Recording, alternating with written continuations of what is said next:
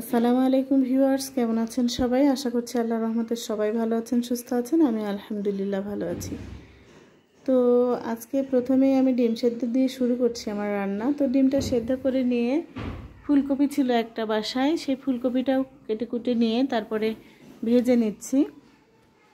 আর সেহরি ইফতারে আজকে খুব একটা বেশি ভাজা পোড়া বানাবো না। আর সেহরি ইফতারের জন্য ভাজা পোড়া বলতে সেহরির জন্য হচ্ছে রান্না করে রাখবো, আর ইফতারের জন্য খুব একটা ভাজা পোড়া বানাবো না, সেটাই বলতে চাচ্ছিলাম।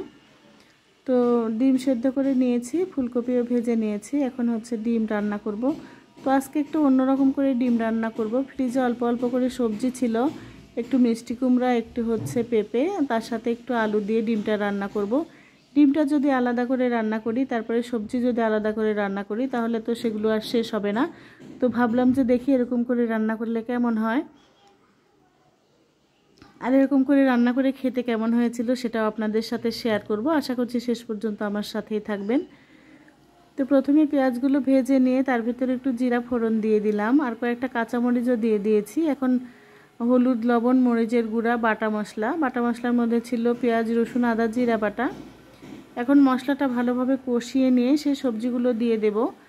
অল্প ছিল মিষ্টি কুমড়া আর অল্প ছিল পেঁপে। তো ভাবলাম আলাদা করে রান্না করলে তো এগুলো আবার নষ্ট হবে, তাই এরকম করে রান্না করছি। তো সবজিগুলো দিয়ে এখন ভালোভাবে কষিয়ে নেব।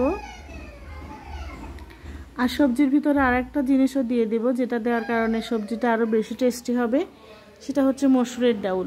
আর এভাবে রান্না করলে সবজি খেতে দারুণ লাগে। সবজির সাথে তো আমি অ্যাড করব ডিম।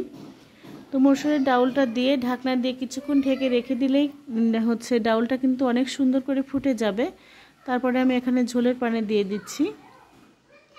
তো আপনারা এতদিন দেখতে পেয়েছেন যে আমি একটা চুলাতে রান্না করছি। আমার চুলাটা নষ্ট হয়ে গিয়েছিল, চুলাটা আমি সারতে দিয়েছিলাম। আজকে অবশ্য চুলাটা আমার নিয়ে আসবে। তো ঝোলটা যখন ফুটে উঠেছে, তার ভিতরে আমি ডিমগুলো টুকরো টুকরো করে কেটে দিয়ে দিচ্ছি, মানে একটা ডিম 2 টুকরো করে কেটে নিয়েছি। আর এই তরকারিটা আলহামদুলিল্লাহ খেতে কিন্তু অসাধারণ হয়েছিল। তো তারপরে আমার হাজব্যান্ড বলছিল যে হচ্ছে কিছু বেগুনি ভাজো, তো বেগুনিও ভেজে নিলাম। তারপরে ইফতার করার পর আমার হাজব্যান্ড ডিম খুব একটা বেশি পছন্দ করেন না, তো তার জন্য আমি আবার বাটা মাছ বের করে বাটা মাছগুলো ভেজে আরেকটা তরকারি রান্না করব। আপনাদের সেটাও একটু শর্টে দেখিয়ে দিচ্ছি।